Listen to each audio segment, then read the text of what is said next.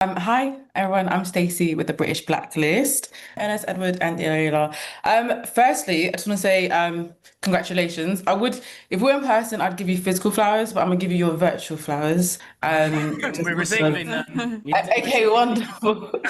yeah. That's great. Honestly, it takes so much power, I think, to be part of something so monumental and the fact that it holds so much history. So, watching this series, it's a lot about journey. So you've got, a physical journey, you've got an emotional journey, but you also got each individual personal stories for your different characters. And this is a question for all of you. What this project, this series teach you about yourself as an actor or kind of on an individual personal level? That's a good Shit. question. That is a good question. Yeah. I'll go first. Yeah, I feel like it taught me a lot about like dreaming and like visions. I feel like when you're kind of aspiring to do something with your life, career wise, let's say, it's important to like have a clear vision and goal, or be able to like visualize what you see for yourself and like dream about it. And I feel like that's so like the case with so many characters in the show. Each of them have multiple ways and multiple dreams that they have for themselves, like and they can see it. So yeah, I feel like I was just visualizing it for myself more. For me, it was a really good lesson in trying as an actor to be in service to the story that the creators wanted to make, leading with curiosity about why do people want to make this story now. I mean, I think working in film can be sort of endlessly humbling because you're such a small part. So just like embracing the spirit of collaboration to like try and tell a story was, yeah, this was an interesting process for me. For me, it was about learning about like a completely different part of the world that I had never really thought about, which was Nova Scotia. My character is only in the Nova Scotia scenes. And I think being able to live there for 3 months and be in a show that was set there, as well as meeting actual people from there and learning about the history of sort of, the English, French, First Nations sort of history of Nova Scotia, I thought was like super fascinating. Something that maybe if I hadn't have done this show, I never would have quite like given the time to really look at and just sort of spend time in an amazing place in the world that I might not have visited before. Yeah, and I guess that's the beauty of creativity is like there's so many different like learning things along the way. And as I'll come to you first. So obviously we've got young Wash and then we've got Wash older. How did it feel to continue that story that starts with Eddie? And how much of that like energy or rhythm did you kind of like have to consciously carry forward from kind of like young Eddie? Yeah, for sure. I think, Eddie done such an amazing job in terms of like having that curiosity and like innocence for young Wash. And I think the main challenge was, yeah, how do I keep that? How do I keep an essence of like that curiosity and that like wonder in the world? So I think a lot of it was just kind of keeping track of the the specific like pivotal moments in young Wash's life that like shaped him and shaped who he is and the people he met.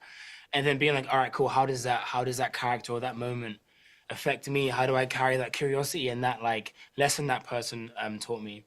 So yeah, I think it was just keeping those pivotal moments and then just watching Eddie do his thing and learning from him. Yeah. Yeah. And no, thank you. And it's really interesting actually to see that because I spoke to Eddie before, and it's interesting to kind of hear how you both kind of navigate that character. So thank you. Edward, in terms of for yourself, I think in many ways I feel like your character represented freedom, but also kind of failure and the balance of the two. Um, what do you think? It's interesting because, like, I guess in the world that we are in now, what do you think he teaches us about being a good ally, or you know what? Sometimes it's getting it wrong. I think that why I loved Billy as a character is because we do see someone who's incredibly flawed and someone who is trying, maybe sometimes not hard enough to understand the people that he's around. And he is, at his heart, I think there is a good person there, but he gets it wrong continuously throughout the whole thing. And he also has an incredibly, as we learn, an incredibly sort of dark past. that he is also trying to recover from, and I think try and maybe forgive himself for. But I think what's interesting and what stands out and what we can learn from him is this sort of he to me was the picture of someone who just doesn't quite get it. And when he's talking to Tanner, he continuously says we're the same. And I think his journey is realizing we're not the same at all. And he has created a life for himself that is challenging, sure, but I think Tanner really makes him question who he is and how he's got to where he is, and maybe the privileges that he's had along the way, even if he came from a sort of fairly poverty-stricken background himself. Yeah, I think that was beautifully described. Thank you so much, Edward. And Iola, I think what's beautiful about your character is that so it isn't sometimes about what it says, but like how you see Wash. How did you prepare for a kind of performance that relies a lot on emotional connection more than, I would say, dialogue? Like, how was that for you preparing for that? Well, I think you have to rely on your other actors, don't you? And when it comes to yours, mine and Wash's relationship, like it was a real gift because Junior is so everyone is so lovely. So I think it was that. Yeah. And then in preparation, I don't know, just kind of like seeing how I connected to certain bits and using my imagination for anything which I didn't personally connect to, I guess.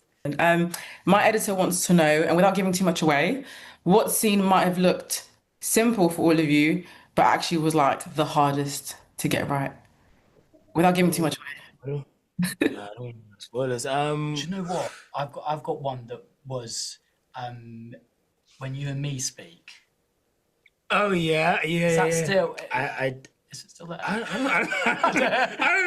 don't Okay, think it might be on the cutting room floor. There is a really nice scene that might be on the cutting room floor. That was quite difficult. It was difficult because me and Ernest got to. It might not be there anymore, but there is a scene where me and Ernest spoke to each other. It was the only time we spoke to each other. I was It was struggling. right at the end of the film of shooting. I was struggling to not laugh because we hadn't done any I other knew you as a scene. mate, not as an actor, Do you know which what I is really mean? funny. So then we had to do this scene that obviously, perhaps my acting wasn't good enough for it to stay in the show. Okay. It was really funny just looking into Washington's eyes instead of Ernest's You were eyes. really close. I know. you were like this. You can find it in the deleted scenes. Yeah. That's great.